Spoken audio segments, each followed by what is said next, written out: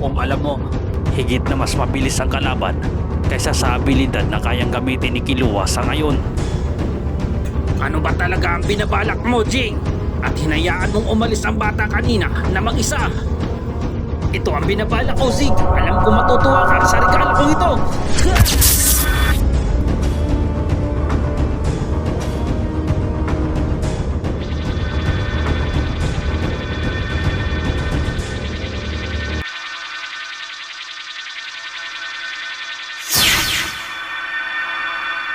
Sapat na ito para sa abilidad mo.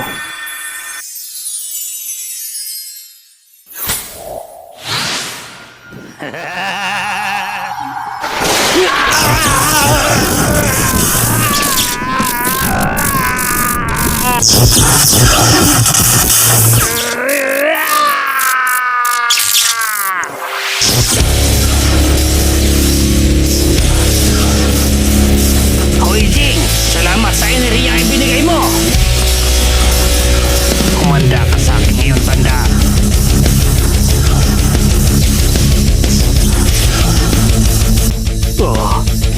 Ibig sabihin, kay Lolo pala nagmula ang kapangyarihan ni Killua.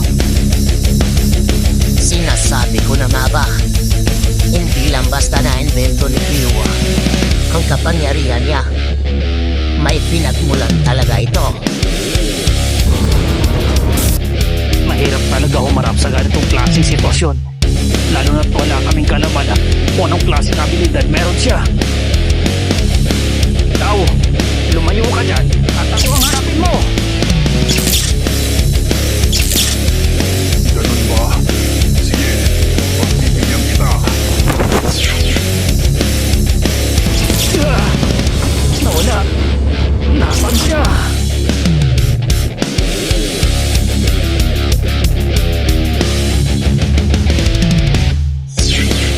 Ano bata? Handa ka na ba? Paano?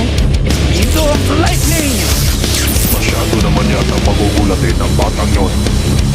Pero sige lang, tumakbo ka lang ng tumakbo hanggang kaya mo.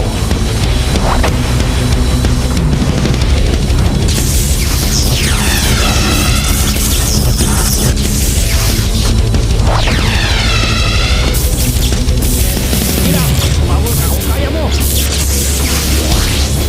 Isinagad ko na ang Godspeed, pero nakapuntok pa rin siya sa akin. Hindi maaari. Nilampasan niya ako. Durog ka ngayon! May nagligtas na naman sa kanya. At napakabilis ng isang yon. Nagmula siya dun sa grupo ng mga tao.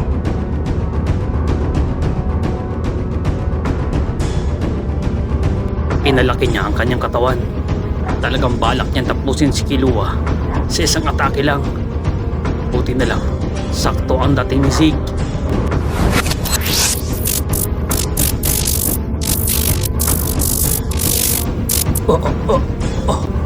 Napakabilis niya. Sa isang iglap lang, nagawa niyang iligtas si Killua at mailayo niya pa sa nilalang na yun. Kung nahuli siya ng kaunti, tiyak na durog si Killua dahil hindi siya handa sa ganung klaseng atake. Ano to? Gusto ko nang gumalaw pero di ko magawa. Paano? Diyan ka muna. Kailangan ko tumakbo ng mabilis para mailabas ang kuryenteng yun.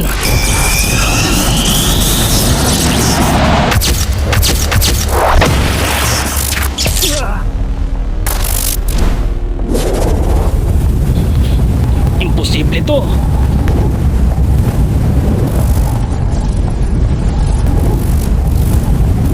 Napakabilis niya. Godspeed din ba ang gamit niya? Pero hindi. Masyadong malayo ang abot ng bilis niya sa Godspeed ko. Paano nangyari yun? Paano niya nagagawa ang ganun kabilis?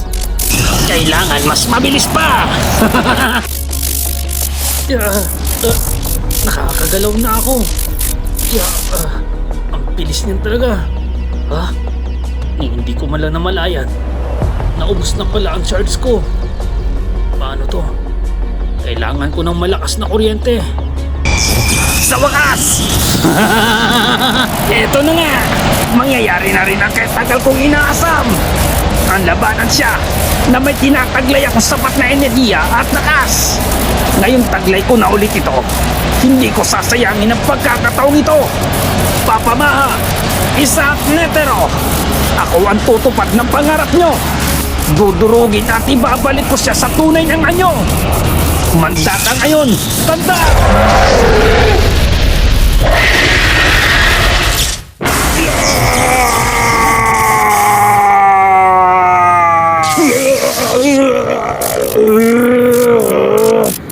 Kuryente! Bakit nararamdaman to ng aking katawan? Ang lokong yun! Nabigla ako sa bilis niya.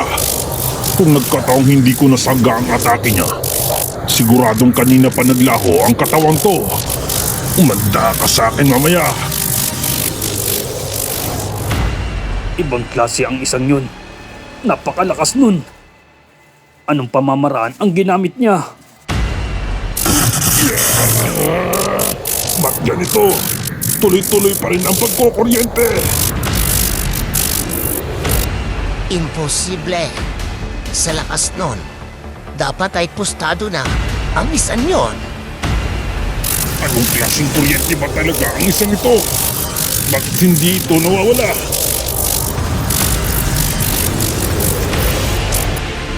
Tunay ngang kahanga-hanga ang iyong kakayahan.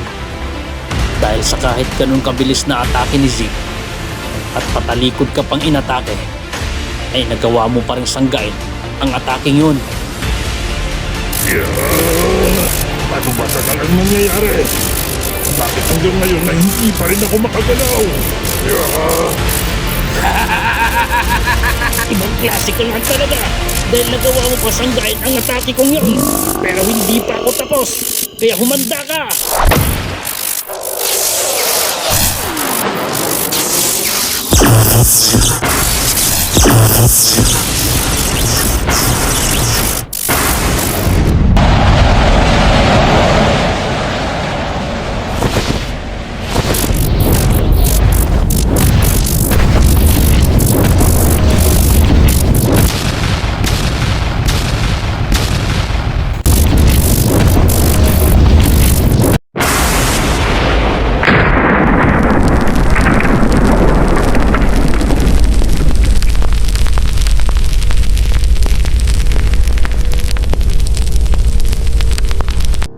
Di ko akalain na ganun pala kalakas ang ataking yun. Dahil sa nangyari, siguro naman ay gagamit ka na ngayon ng lakas. Magaling. Malakas ka na nga talaga. Dahil nagawa mo maapektuhan ako sa kapangyarihan mo ngayon. At nagawa mo pang mapinsala ang katawang ginawa ko. Kailangan ko lang namang paganahing muli at sana'y magtagal ka sa kanyang pagbabalik.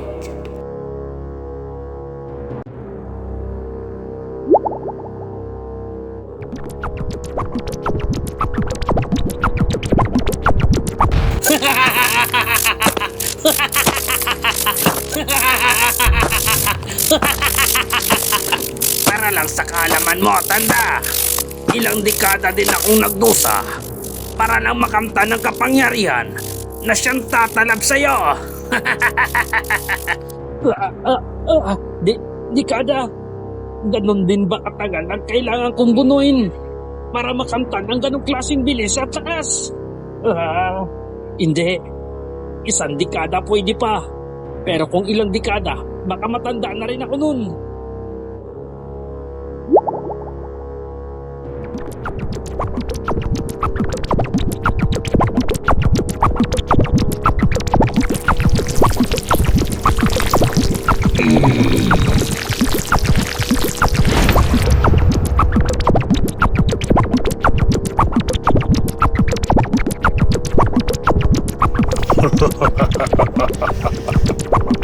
Magaling. Konti na lang. At ayos na ulit ang lahat. Siguro naman ay buhay ka pa. Kaya huwag ka na mag-inarte pa at tumayo ka na dyan. Dahil kay tagal kong inaasam na mangyari ang pagkakatawang ito. Napakalakas pala ng mga ginawa niyang atake. Pagkakaiba. Ang kuryenteng tinataglay niya. Tama ka dyan, Papa. Kaya kanina pa ako napapaisip kung paano at anong klaseng kuryente ang gamit niya.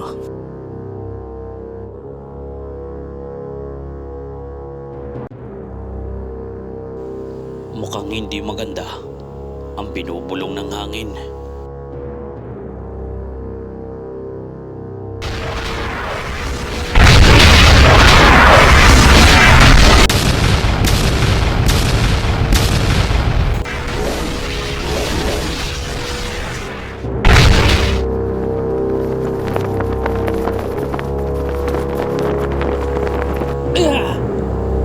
Paano nangyari yun? Ning wala man lang bakas na pinsala sa kanyang katawan. Ngayon na mag-uumpisa ang tunay na laban.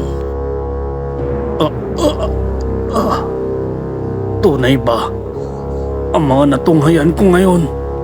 Imposible. Bakit wala siyang pinsala? Inaamin ko napakalakas naman ang iyong kapangyarihan kumpara nung pinagtulungan niyo pa ako ni Zack Netero. Pero kahit na ano pang gawin mo, Zeke, hindi ka mananalo sa akin. Siguraduhin mo na! Sige lang! Etong sa'yo!